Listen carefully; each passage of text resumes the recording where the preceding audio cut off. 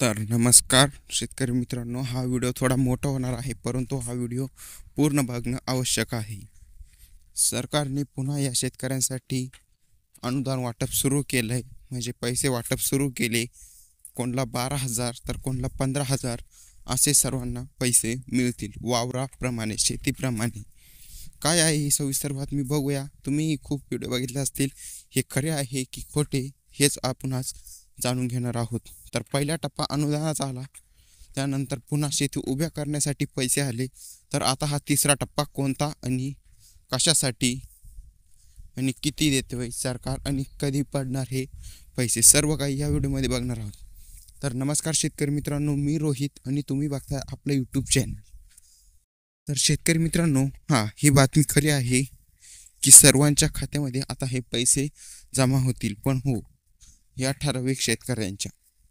तर शेतकरी मित्रांनो, तुम्हाला जर पहिला हप्ता आला असला, त्यानंतर दुसरा आला असेल शेती उभा करण्यासाठी, तर आता हा तिसरा टप्पा कोणता? तर सरकारने पुन्हा एक अनुदानाचा टप्पा वाटप करण्यास सुरुवात केली.